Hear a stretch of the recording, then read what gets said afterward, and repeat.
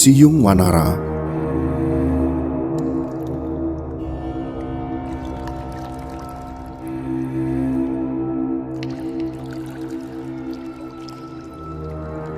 Sebelum lanjut nonton video ini, jika kalian suka dengan channel Pegawai Jalanan, silahkan kalian support kami dengan cara subscribe dan klik tanda loncengnya. Silahkan gunakan headset Anda untuk mendapatkan kualitas suara yang jernih. Selamat menonton.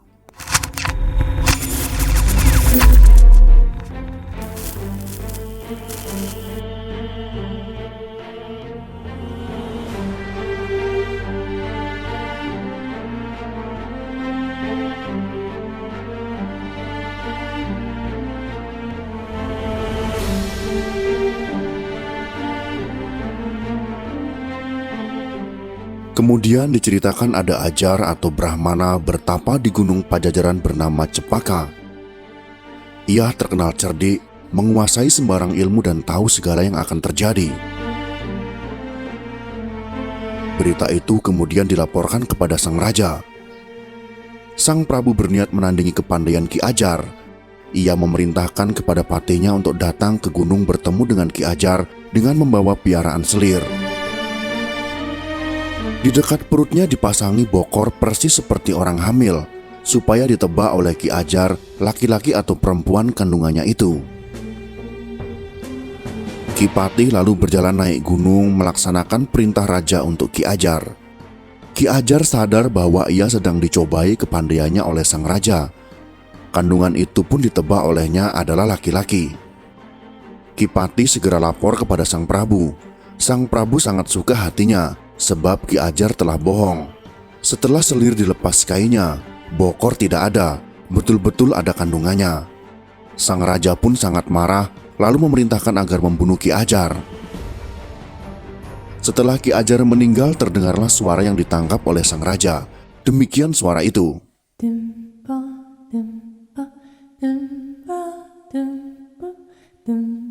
Sang raja di Pajajaran, aku telah kau bunuh tanpa dosa.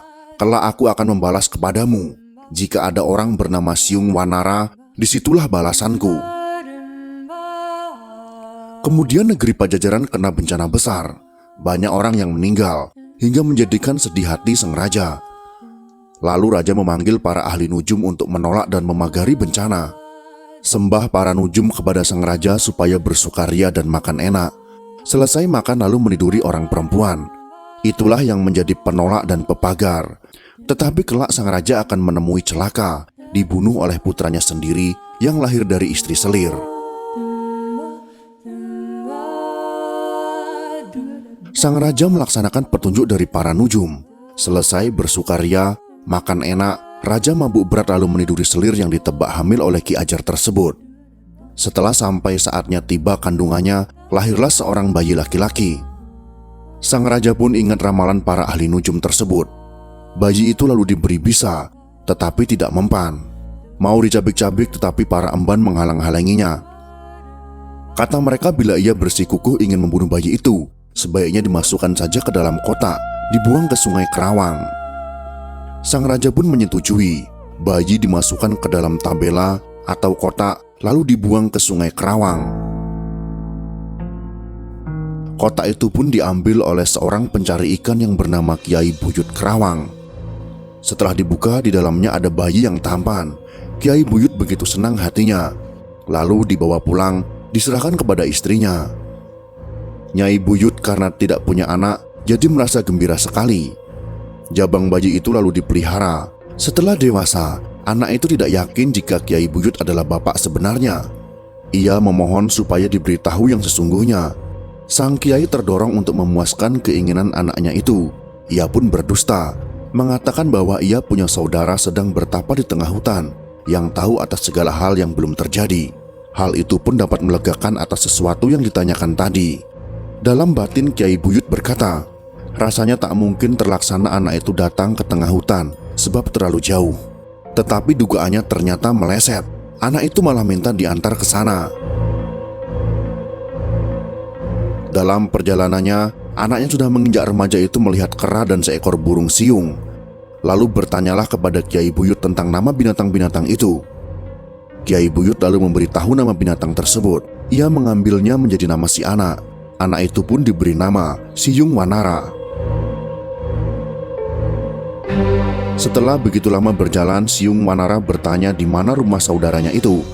Kyai Buyut bingung dalam hatinya, membelokkan bahwa saudaranya itu sudah pindah ke negara Pajajaran. Pekerjaannya adalah sebagai tukang besi. Siyung Wanara sangat senang hatinya. Niatnya ingin melihat kota, minta supaya diantar ke rumah saudaranya tukang besi itu. Kyai Buyut pun menurut. Sesampainya di rumah tukang besi, Siyung Wanara diserahkannya, lalu ditinggalkannya pulang. Selama tinggal di rumah tukang besi, Siyung Wanara belajar mengolah besi. Tidak lama kemudian ia sudah bisa menggunakan lututnya untuk landasan, tangannya untuk palu, jari-jarinya untuk gunting. Banyak orang yang datang ke rumahnya menyaksikan kesaktian Siyung Wanara tersebut. Ketika Siyung Wanara pergi ke pasar bersama Kiai Pandai, sebutan untuk pandai besi, gajah milik Raja Pajajaran baru dimandikan. Ketika melihat Siyung Wanara, gajah itu lalu menghampirinya, menunduk di depannya. Andai kata gajah itu dapat berbicara, sepertinya demikian. "Gusti, silahkan naikilah saya bawa menghadap ayahmu Sang Prabu." Gajah itu kemudian dielus gadingnya, dan orang-orang yang menyaksikan heran semua. Alkisah, Sang Prabu di Pajajaran sedang keluar gelanggang, baru menghibur diri dengan perang adu tanding. Siyung Wanara pun menonton. Dicegah oleh Kiai Pandai Besi tidak bisa. Setibanya di Balairung, ia duduk sejajar dengan sang raja. Tidak ada yang tahu. Lalu masuk ke istana, berhenti di Balai Sawo. Adapun Balai Sawo itu jika disentuh, berbunyi seperti seperangkat gamelan. Balai tersebut lalu diduduki Siyung Wanara.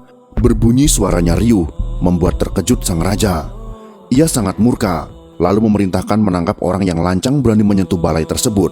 Para abdi menteri bergerak. Siyung Wanara dijumpai tidur di Balai Sawo itu, lalu ditubruk. Siyung Wanara mengelak. Para abdi menteri terpelanting, banyak yang menemui ajalnya. Sisanya lari memberi laporan kepada Sang Prabu. Raja sangat berkenan hatinya menyaksikan kesaktian Siyung Wanara tersebut. Ia lalu diangkat menjadi abdi keraton dan sering diutus memimpin prajurit merebut kekuasaan negara lain. Begitu besar kasih sayangnya. Kemudian Siyung Wanara diangkat kedudukannya dan diberi gelar Arya Banyak Wide, serta diberi kekuasaan berupa tanah 10.000 karya kuasanya. Selain itu, ia diaku putra, diberi wewenang melaksanakan hukuman badan dan hukuman mati. Banyak Wide mengumpulkan para pandai besi. Mereka diperintahkan membuat tempat tidur dari besi dengan memakai pintu. Setelah selesai dan dihias, diletakkan di rumah singgahnya. Pada waktu itu Pajajaran kedatangan musuh. Sang Prabu menang perangnya. Banyak Wide menghadap sang raja. Ia punya kaul jika sang raja unggul di peperangan, maka raja diundang berpesta ke rumahnya. Sang raja juga berkenan lalu datang ke rumah Banyak Wide untuk berpesta. Selesai bersantap, sang raja melihat tempat tidur dari besi tersebut. Ia bertanya apa manfaat dari tempat tidur besi itu. Arya Banyak Wide menjawab, "Jika orang sedang lesu lalu tidur di situ, akan menjadi segar. Jika orang panas bisa menjadi dingin. Jika dingin bisa menjadi panas. Orang sakit lalu sembuh."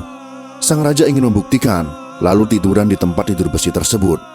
Setelah Banyak Wide tahu sang raja sedang tiduran, pintu tempat tidur dikunci dari luar. Teman-temannya disuruh untuk mengangkatnya, akan dibuang ke Sungai Kerawang. Sekarang ia membalas kepada sang raja, tempat tidur itu pun dibuang ke sungai. Hal itu diketahui oleh putra sang raja yang bernama Raden Sesuruh. Ia lalu siap bertindak, akan menangkap Arya Banyak Wide. Tidak lama kemudian, terjadilah perang ramai.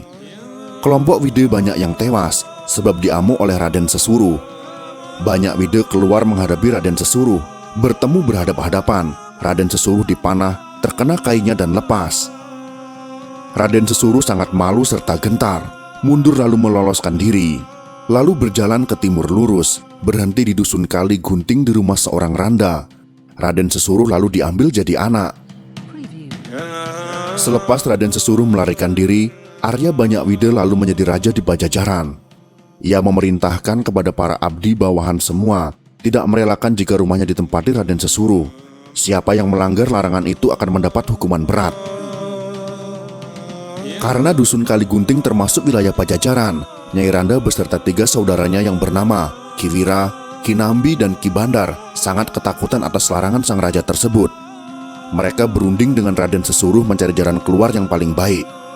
Kata Raden Sesuruh ia akan pergi entah kemana, jangan sampai Nyai Randa mendapat kesulitan. Nyai Randa beserta saudaranya harus ikut dalam perjalanannya. Kemudian mereka pergi dari dusun Kaligunting. Rombongan Nyai Randa yang ikut ada sekitar 100 orang. Yang dituju adalah Gunung Kombang. Di situ ada seorang pertapa bernama Cemara Tunggal, tersohor cerdik, serta tahu segala yang belum terjadi, menguasai semua roh halus di seluruh tanah Jawa. Ketika Ajar Cemara bertemu dengan Raden Sesuruh, ia sudah tahu apa yang menjadi kemauannya. Kiai Ajar kemudian memberi petunjuk supaya Raden Sesuruh berjalan lurus ke timur. Jika menemukan pohon maja hanya 1 yang berbuah 1, isinya pahit, bertempat tinggallah di situ. Tempat itu kelak kemudian hari akan menjadi negeri yang besar.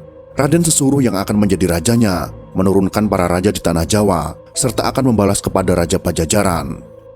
Adapun Ajar Cemara Tunggal tadi bukan petapa yang sebenarnya. Dulunya ia adalah putri dari Pajajaran, adiknya ikut kakeknya Raden Sesuruh. Lolos dari kerajaan, ia jadi pertapa karena menolak untuk bersuami. Banyak raja yang melamar, akan tetapi semuanya ditolak. Selepas dari kerajaan Pajajaran, sampailah di Gunung Kombang. Di situ ada pohon cemara hanya 1. Dari situlah nama Cemara Tunggal. Raden Sesuruh telah diberitahu hal itu. Lalu Ajar Cemara menjelma dalam warna yang lama, jadi perempuan yang cantik sekali. Raden Sesuruh sampai tergila-gila, mendekati mau memegang. Perempuan itu tiba-tiba musnah. Tidak lama kemudian tampak lagi tetapi sudah menjadi seorang pertapa lagi. Raden Sesuruh berjongkok serta memohon maaf. Ajar Cemara kemudian menasihati lagi bahwa kelak mereka akan bertemu lagi bila Raden Sesuruh sudah menjadi raja dan menguasai seluruh tanah Jawa. Kiai Ajar akan pindah ke Laut Pasir. Di situ ia akan menjadi ratu menguasai semua makhluk halus, lalu akan pindah ke Pamantingan. Adapun keturunan Raden Sesuruh akan mendirikan istana di utara Pamantingan, sebelah Gunung Merapi. Siapa saja yang menjadi raja di tanah Jawa akan memperistri Ajar Cemara Tunggal. Akhirnya Raden Sesuruh dipesan jika kelak menghadapi kesulitan supaya memanggilnya. Ia tentu segera datang untuk membantu beserta pasukan lelembut. Setelah selesai memberi nasihat, Raden Sesuruh segera berangkat menuju negeri Singasari. Setelah berpamitan, Raden Sesuruh lalu berangkat beserta rombongannya 100 orang jumlahnya.